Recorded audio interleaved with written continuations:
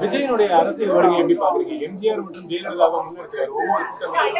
அவருக்கு இந்த எம்ஜிஆர் மற்றும் ஜெயலலிதாவுடைய புரட்சி தலைவர் எம்ஜிஆரை இணைத்தோ அல்லது அவருக்கு சமமான தலைவர்கள் இதுவரை பிறந்ததில்லை, இனிமேலும் பிறக்க முடியாது. அவர் ஒரு தெய்வீக பிறவி.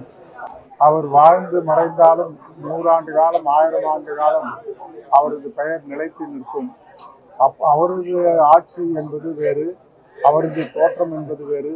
அவர் எப்படி இயேசுபிரான் மனிதனாக குழந்தையாக தோன்றி தெய்வமாக மாறினாரோ, புத்த பெருமான் எப்படி மனிதனாக தோன்றி கடவுளாக மாறினாரோ, புரட்சி தலைவர் எம்ஜிஆரும் அப்படித்தான். அவரை ஒப்பிட்டு யாரும் கூற முடியாது.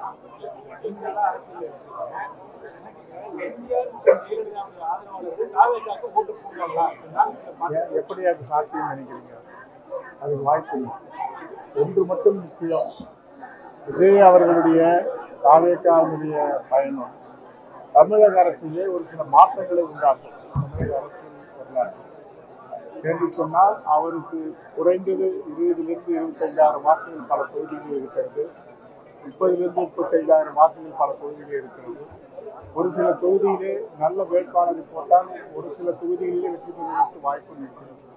ஆனால் ஒரு மாற்றத்தை கொண்டு வருவாரே தவிர ஆட்சியை பிடிப்பது ஒரு கேள்விக்குறிதான்.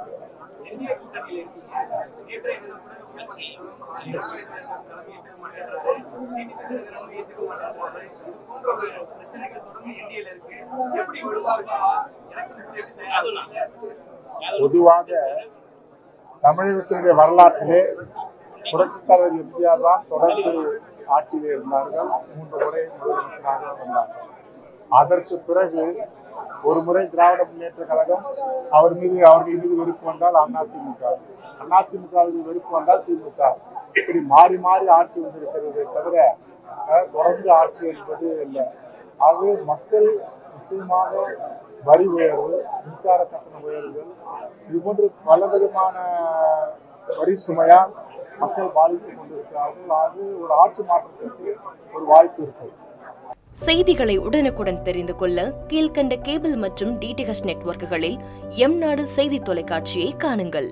பாதகம் செய்பவரை கண்டால் நாம் பயம் கொள்ளலாகாது பாப்பா. மோதி மிதித்து விடு பாப்பா, அவர் முகத்தில் உமிழ்ந்து விடு பாப்பா. அண்மை செய்திகளை உடனுக்குடன் தெரிந்து கொள்ள இணைந்திருங்கள் எம்நாடு தொலைக்காட்சியுடன்.